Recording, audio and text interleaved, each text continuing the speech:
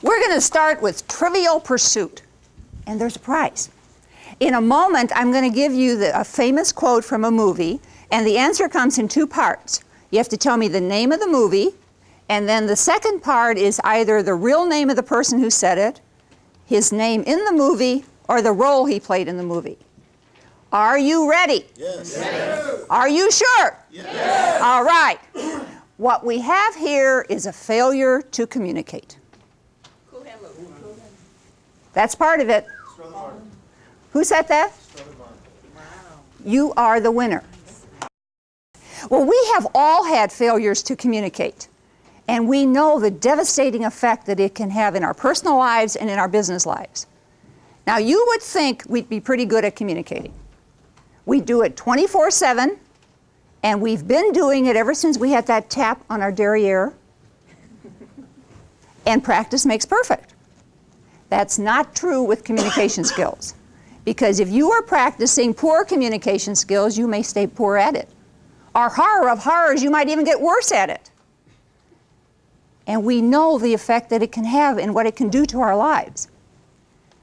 So why is communication so difficult? Well, it's because it's a process.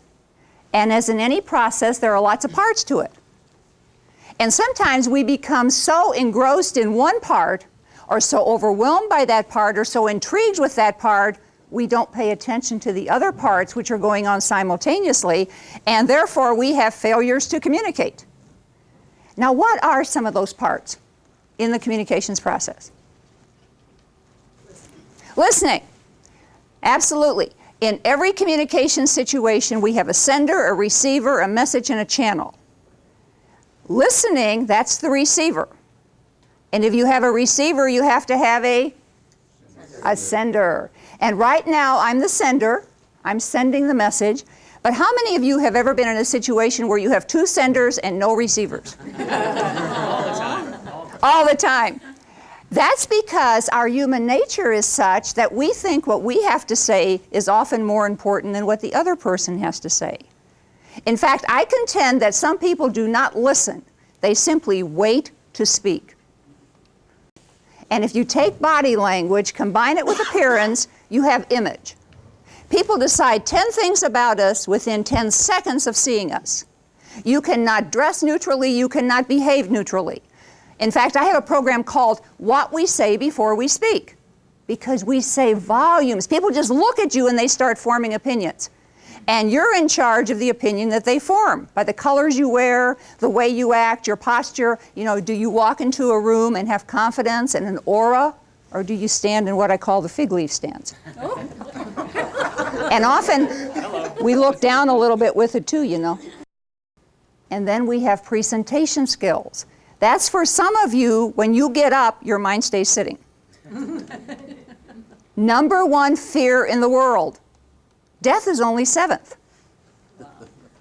And as Jerry Seinfeld said in his inimitable way, if you go to a funeral, you might be better off in the coffin than giving the eulogy. Oh. So we put all this together, and now what are we going to do about it?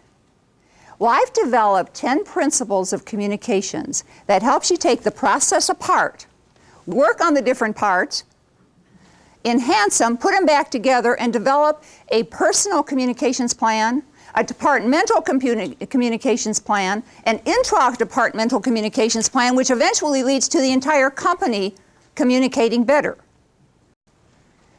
So keeping all of that in mind, we're going to look at one of my principles. And that is that each of you has a unique filtering system. And what I want you to envision is that you have this giant filter inside of you that you take with you everywhere. It's made up of your beliefs, your values, your background, your experiences, your needs, your wants. And that's why everyone's is different. Not two of you brought the same filter with you this morning, yet my challenge is to get my message across to each of you through your filtering systems. Another principle is that listening is the most important human relation skill. You tell people by how you listen how much you care. Whether you face them openly, whether you don't do anything else, if you're a manager, whether you can keep your hands off of your work on the desk and horror of horrors, you don't pick up your telephone when you're talking to somebody. Because you're basically telling the person sitting there that whoever is on this phone call, and I don't know who it is more important than you are, even though you're right here. Doesn't do a whole lot for employee relationships.